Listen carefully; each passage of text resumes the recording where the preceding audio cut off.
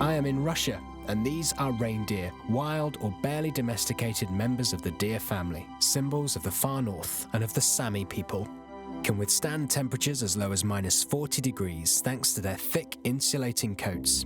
I have a date with the noblest of this region's animals.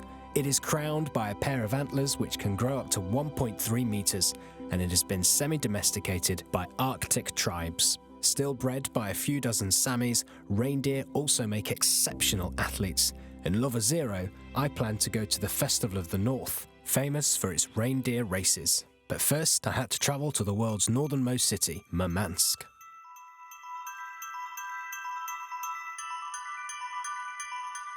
I'm in Murmansk, and because of the condensation, all the cars are smoking as if they had holes in their exhaust pipes. Lada power. Hello. I've always wanted to come here because it is a symbol of the far north, the gateway to the Arctic. Spasiba.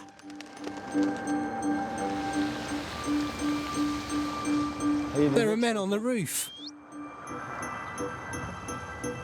Murmansk station with its red star. There are quite a few trains in Russia.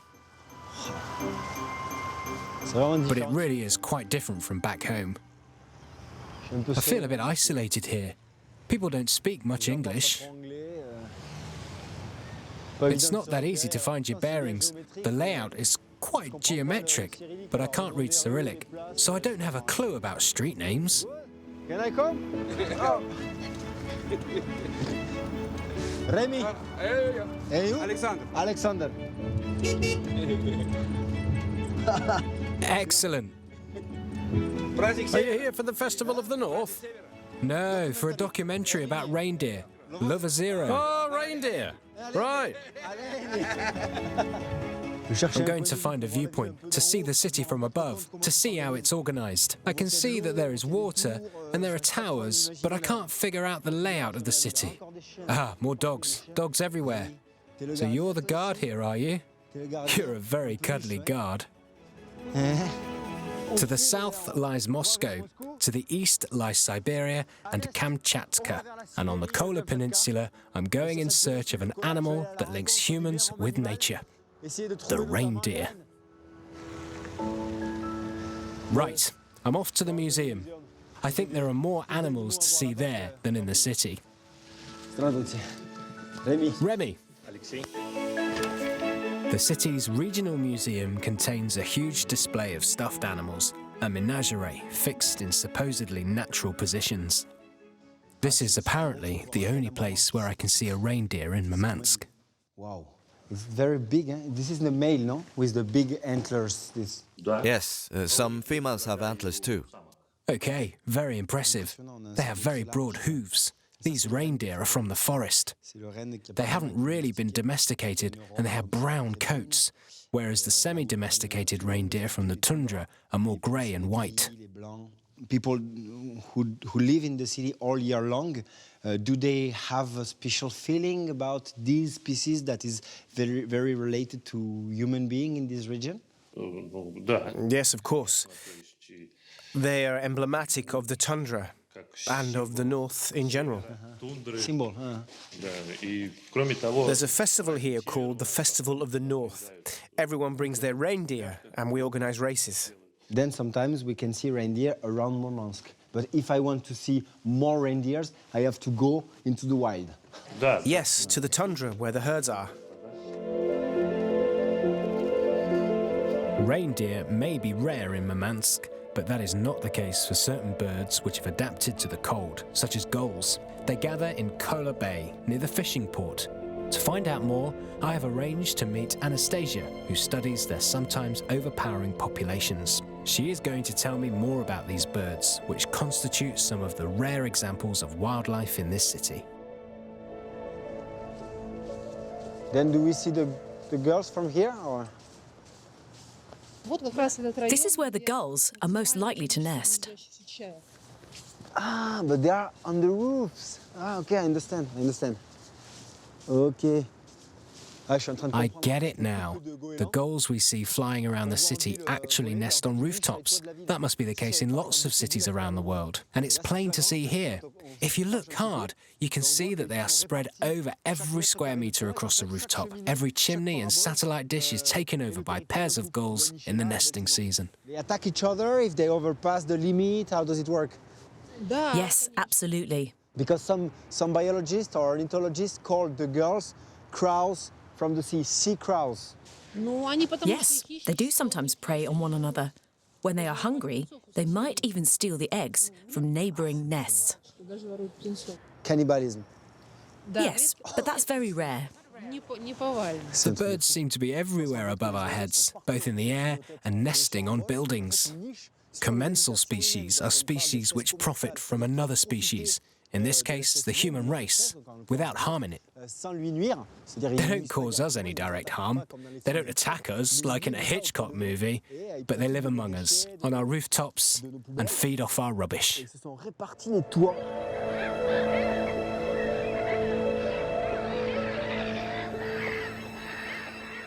Anastasia has something in her apartment she wants to show me. Hello. It's here? Oh! Now there's a surprise. I really love birds, huh? For rescuing a hurted ghoul and give her like your own kitchen, like it's a proof of love, no? At first, we were only going to keep it for 3 days. Then we thought it might be more like 2 months. But then it became longer because it transpired that rehabilitating this bird before releasing it was very difficult. Restoring its plumage in the apartment is virtually impossible. This makes me smile, because the only other person I know who has a gull in his apartment is Gaston Le Gaffe, who has a cat and a gull. I just saw a beautiful white cat here too, so it's like being in Gaston's apartment. It's really fascinating to discover the city's hidden wildlife. Murmansk gets its name from the Sami word, Morman, meaning edge of the earth. Living on a partially frozen fjord can't always be easy. They probably owe their strength of character to the harshness of their environment, which freezes over for more than 8 months out of 12. Their personalities reflect those of the gulls, or sea pirates, from the northern seas who have had to adapt to tough living conditions. The strength of spirit in these places is undeniable. I'm finally leaving Murmansk to explore wilder stretches, away from the buildings and the traffic. I'm heading for the tundra and the remote village of Tereberka, tiny port on the glacial Arctic Ocean. I met Yuri thanks to various contacts, and he has offered to show me around the tundra. There is wildlife here that has adapted to what are extremely harsh conditions for a good part of the year. The vegetation is very sparse and short because the soil is poor and there isn't much rainfall. There is a dampness because there isn't much evaporation, but it doesn't rain much, so the tallest trees in the tundra where we are headed are only 40 centimeters tall.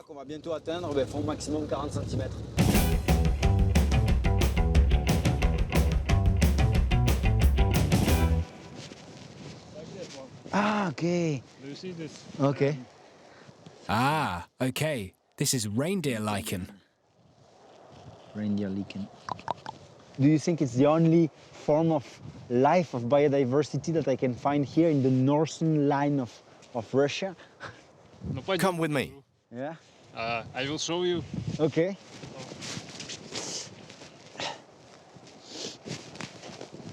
Ah. Here we are, on the edge of the world, in the far north of the Kola Peninsula. De la région, là, de la péninsule de Kola. Yuri has brought me here because he knows I like birds, and in the water there are some extraordinary ducks. Arctic ducks, eiders, common eiders, Steller's eiders, long-tailed ducks. Being a bird lover, I've dreamt of seeing these ducks ever since I was a boy. They nest even further north and come here in winter to escape the ice flows. They are all diving ducks and can spend several minutes underwater. Despite the fact that my fingers, feet, nose and ears are freezing cold, I'm so excited to be here. I'm here in the far north of the Kola Peninsula. To the west lies Norway. to the east Siberia, La Sibérie, to the south Moscow, and to the north, the Arctic Pole. l'Arctique. The climate here is one of the world's harshest, despite the fact that thanks to the Gulf Stream, the ocean remains free of ice sheets.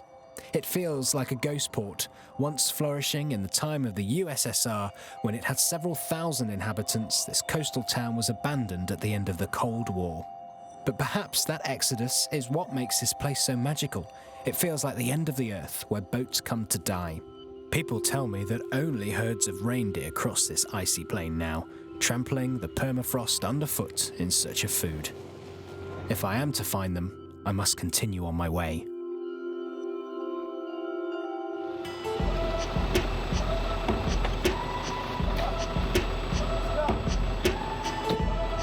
Yuri goes his way and I go mine, guided by the moon. I hitchhike and I'm greeted by passing trains. I sleep a little and then push on again in temperatures of minus 20 degrees.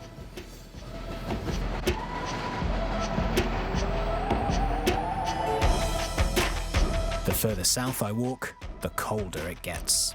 As I head for Karelia, I pass from the tundra to the taiga, or boreal forest, another mythical ecosystem covering stretches of still protected land. I plan to spend 2 days in the wilds of Lapland, which has several large natural parks. This must be it. Usually, large nature reserves like this have a reception or information desk, and that's where I'm meant to be meeting a team of scientists, including one named Alexander, who's going to take me into the heart of this Lap Nature Reserve. Здравствуйте. Bonjour, Rémy. Bonjour. Do you speak French? Alexander? That's me. Alexander. And this is Anatoly. And Serge. Serge or Sergei? Anatole, Serge. Serge, Anatole. Alexander. Alexander. Okay. Go. Спасибо. For your information, the northern taiga and the tundra consists of marshes, rivers, mountain streams, and lakes. There are 32 species of mammals and 205 varieties of birds. At least, that's how many have been recorded so far. I've come from Murmansk, from the city, and I know nothing about the wildlife on the Kola Peninsula. He's just explaining that there is the tundra and the taiga further south. There are areas where human activity has pushed back nature, but he is also explaining that the harsh conditions of the far north mean that there are very few animals anyway, even where there is quite a wide diversity. His job is to protect it and explain it to people. It's so interesting to be here in the wilds of Russia. I have a better understanding now, after looking at the map. Bon, now I want to see this nature. Let's go, of course. But you're not properly dressed for it. Okay. It's cold here, with the snow and the wind. You'll be cold on the snow bike. I want this color. Yeah, take this ski suit. Okay. Please. He says I'm ill-equipped. These guys are tough. Tac. Ah, très bien. Right, I'll just follow him. Travelling to a remote ISBA from the reception at the nature reserve takes an hour and a half by snowbike along a frozen river. Alex, my guide, has promised to reveal some hidden secrets about the vast forests surrounding us.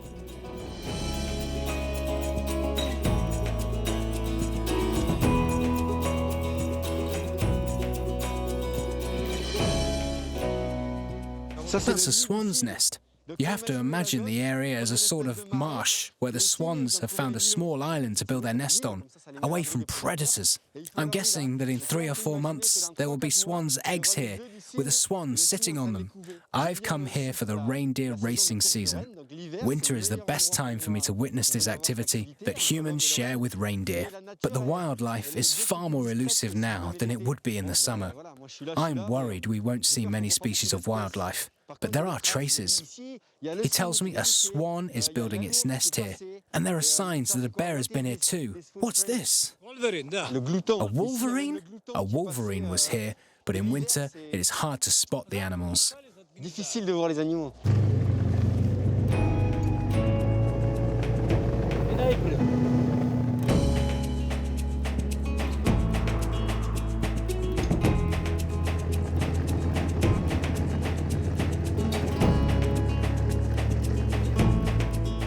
That's a male crossbill. These birds are typical of the boreal forest. Look, Remy, over there. Hoofprints of an elk. These are fresh tracks made by an elk. These are an elk's hoofprints. You can see 2 long claws here, and that's the back of the hoof. Amazing. This is great. C'est bon ça.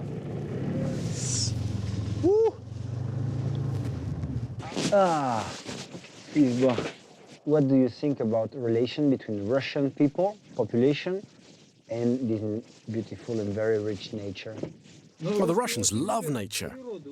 Factory workers and soldiers go off into nature really whenever they get the chance. Green tourism has really been developed here recently. Spending time in nature is a great escape. People don't hunt or fish or do activities. They just observe nature. And that's great.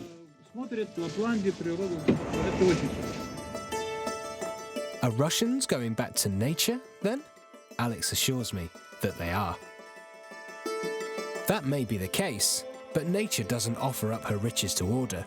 We have spent the whole day looking for animals, but we have drawn a blank. Night is already falling, and we find consolation in the northern lights, formed by particles of solar wind. We must persevere. Let us hope that tomorrow some wild reindeer will finally decide to reveal themselves.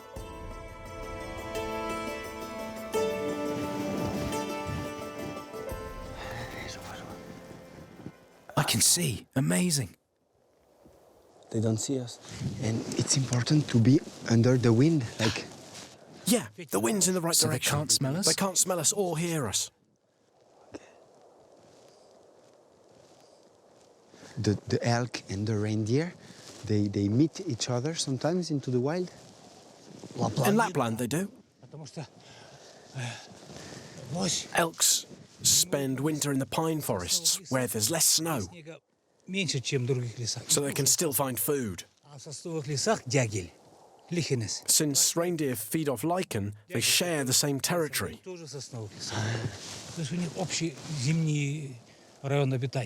And they never fight between each other? No. It's rewarding going in search of animals in the far north. You can't walk through the snow here. I hadn't realized that. A few days ago, I was still in France, and now I'm here in the wilds of the Arctic. Without Alex, I would never have seen wild elks here. I'm blessed. Thank you for this gift.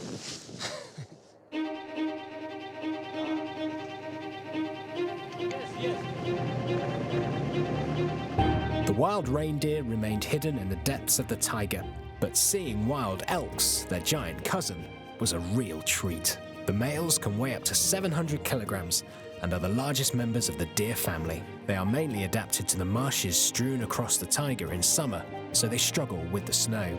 That's why you don't find them any further north than the Kola Peninsula. On the shores of the White Sea in Kandalaksha, another treasure awaits me. It's a fish which produces black gold, caviar.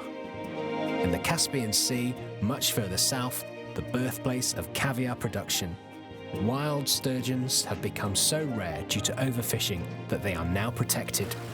Certain species are now farmed in captivity in Italy, France and China, and since relatively recently, Russia. These iron tanks are vast. Look at the trolleys passing by. Qui passe.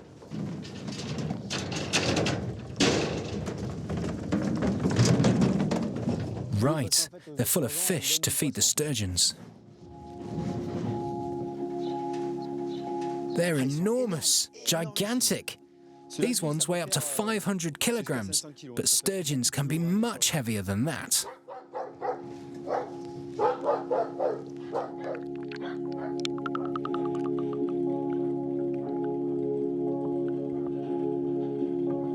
They have heads like sharks, and yet they are bony fish. You can see the bony plates on their skin. They look like dinosaurs. They really are impressive creatures. At which age you kill them to get the eggs? We don't kill them. We have a method which allows us to remove the caviar without killing the fish. This is sustainable method. It's actually a surgical operation.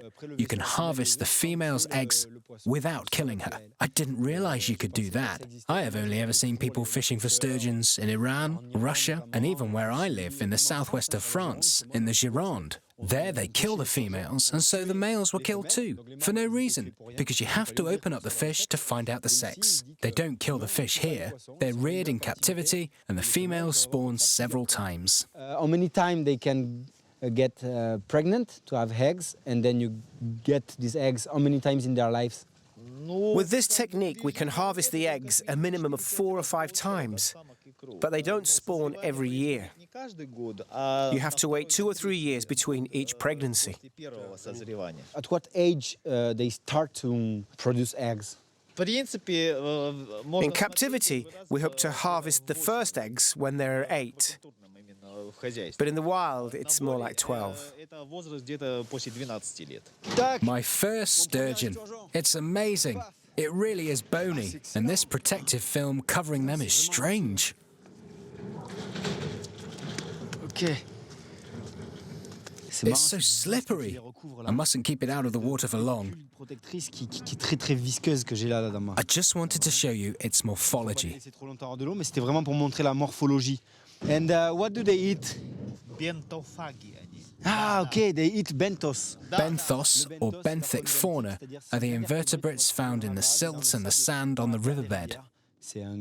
Sturgeons are carnivorous, but they eat microorganisms. Time to let it go. There. So beautiful. Ils sont beaux, hein? They have a nice color, hein? A bit bluish. Weighing up to 200 kilograms and measuring about 3 meters in the wild, Siberian sturgeons are reared in fish farms to save the wild ones from being killed. In these tanks, the fish are often less than 1.5 meters long, and the adults weigh about 65 kilograms. White Sea, which flows into the Arctic Ocean, is a haven for species from the pole: cetaceans, seals, and birds. The ice melts here in spring, but there is still time for me to cross it in search of wildlife.